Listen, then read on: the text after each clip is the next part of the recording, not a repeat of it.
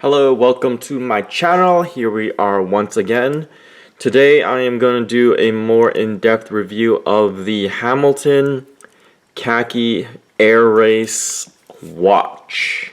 So I'm not really going to get too much into the history of this watch because I figure most people actually just want to know about the watch itself, not really like all the history mumbo jumbo, but I'm just going to quickly say this this Air Race watch, Air Race, I guess, just judging from the sound of that, you know it's for planes.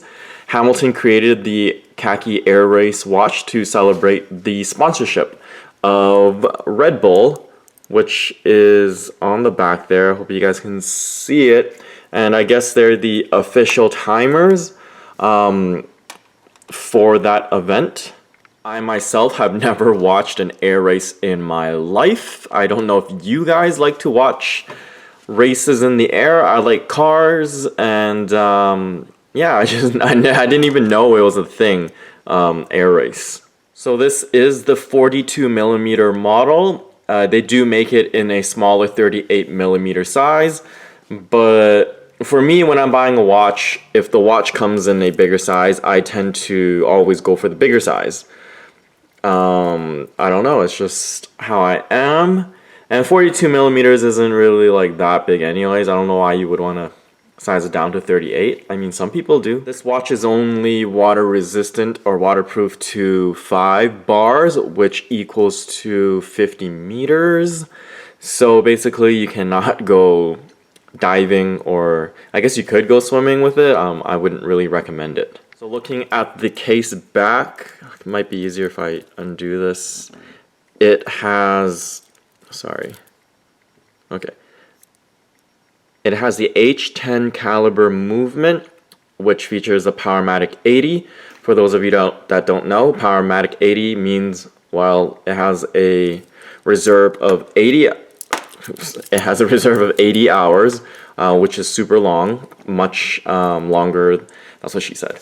Much longer than the Rolex that I own. Actually, much longer than any other watch, except for another. I don't have any other Swatch watches except for the 3 Hamiltons I have. I have the Frogman that also has a Powermatic 80. The 80 power reserve is great if you have an abundance of watches like I do, and like you wear it one day, but you don't really want to set the time again for the next couple of days. Like if you don't wear it or if you rotate watches, it'll just keep ticking. Okay, so right now it's not ticking. Okay, there you go. I actually haven't worn this much. This watch can also be purchased with a leather strap or a bracelet. Like always, most of the time I recommend buying a watch on a bracelet and then just buying the aftermarket strap if need be. Like if you, I don't know, want it to wear it later on. But I do this because it's much more cost effective if you get it on the bracelet first and then buy the aftermarket strap, as opposed to if you bought this on the strap and then you have to buy the bracelet later. It's going to be hella expensive. So I've looked online to see what the general price range of this is. If you guys have watched my previous video, this watch is actually provided by Our Passion in Richmond, BC. I got a steal on this because of some issues that we have worked out. Anyways, that's in the other videos. You can look that up. I got this from Our Passion. But I did look it up online to see what the retail price is. On the Hamilton website, it's about $1,000 USD. And I kind of found, I found random pricing, like just varying from different sellers and whatnot, like gray market, or if it's from an authorized dealer. Anyways, I found prices in between. I would say around like as low as like $600 and as high as $1,000. So somewhere in there. So I would say this is quite an entry level model from Hamilton, and the price kind of reflects that. Okay, now more onto the watch construction itself. So this is obviously stainless steel with a silver dial. I myself, after owning this for some time, I'm not that big of a fan of silver dials with the silver everywhere, I guess. I feel like it kind of like washes out the watch. Kind of the same with my Rolex OP39 before that I had. it was also a silver dial, so I don't know, it just feels kind of washed out and there's no contrast. But it is what it is. I did buy this, so it's all good.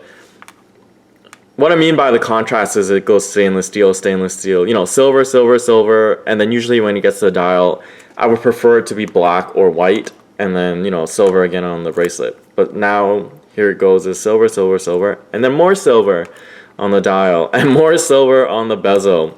As you can notice, there's not, since this is not a diving watch, it doesn't have the rotatable bezel, which rotating bezels tend to have colors, and this doesn't have it, so it's just a flush bezel. So it adds even more silver. So I feel like this is kind of like a whole lot of silver. Obviously the dial has blue on it, on the markers, which is a nice touch, and it has a nice red second hand.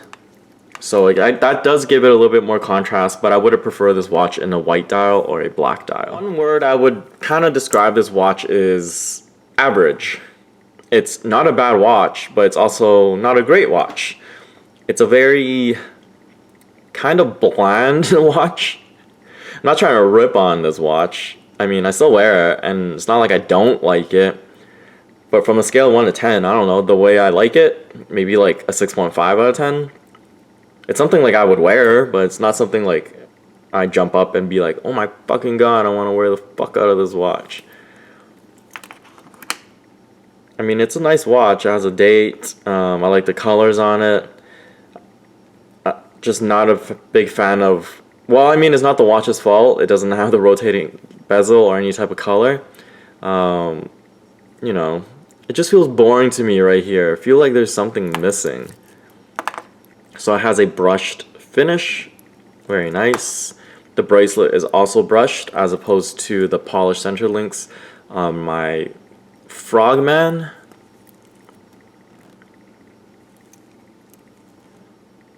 I'll try to like not move too much, so because I hate videos on YouTube where they move so much it gives me a headache and I can't really see the watch. So I want to give you guys like a really good view of each side. Since it's not a diving watch, it doesn't have a screw down. It's not a screw down thing right here. See, it just, you can pretty much move it and you just pull it out. It's not screw down at all. Screw down crown. That's the word I'm trying to look for. Here's the clasp. It says Hamilton on it. Very nice. It says Hamilton again. Looks like that. I do prefer watches with the additional safety, what do you call this little clippy thing? Like some watches there's a clippy thing, like you take it out and then you push it and it'll pop open. So this doesn't have that. I'm sure it's not going to pop open. It's just kind of like, in my mind, I'm like, there's no extra safety thing here. Although my Frogman doesn't have that either. But my Frogman, I'll do a comparison later on with the Frogman. But I definitely can tell this is more of an entry-level watch, whereas the Frogman is one of their higher-end models. Oh yeah, before I forget, so this is from an outlet. So for those of you that don't know, outlets obviously they have cheaper variations of watches and models, and sometimes they're like last season's watches. So at the outlet you can get a good deal. So when I was there at Our Passion, I asked them, like, they have so many Hamilton watches, how come they don't have the Frogman there? And they just told me that the Frogman is actually a higher grade of a watch, so they will never carry the Frogman. The Frogman is only for retail, like at an authorized dealer, so the outlets will never get the Frogman. So that kind of says something about, I guess, about this watch. And it says something about the Frogman and the quality of the Frogman, which is on another level. While handling this and the Frogman, I can definitely tell, I'm not going to say this watch is cheap, but the Frogman is definitely a much more heftier watch from everywhere. The bracelet on this it feels lighter and it feels flimsier than the Frogman. The Frogman just feels like a bolt of fucking steel.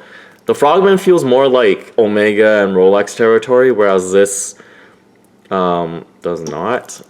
Like, it's not bad. I'm not saying it's bad, but the corners are sharper. It's a little flimsier. The clasp definitely feels flimsier all around right here. And when you click it, like, you can hear the click, but it sounds different than the click and the hardness of the Frogman when I click that one in. Like, it sounds a little flimsier. Like, I don't want to feel like I'm shitting on this watch, because I'm not. A lot of people have this watch and people love it. I like it. I definitely don't love it. I'm not going to sugarcoat that. I do really like the see-through case back. I understand that diving watches can't have that, so Frogman doesn't have that, because it affects the water depth rating of it, because, you know, it can bust open in water. So it's a sapphire. So this has a sapphire glass and a sapphire case back. I think. Pretty sure, I think. So you can kind of see the movement. Honestly, I don't know what I'm looking at when I'm looking at the movement. It just looks pretty. So pretty. But yeah, overall, this is it's not a bad watch for the price. I probably wouldn't pay like $1,000 for it, or even like $700. I don't know. But if it's under $500, which I've seen like in various places, like it's a good buy. Here's a wrist shot.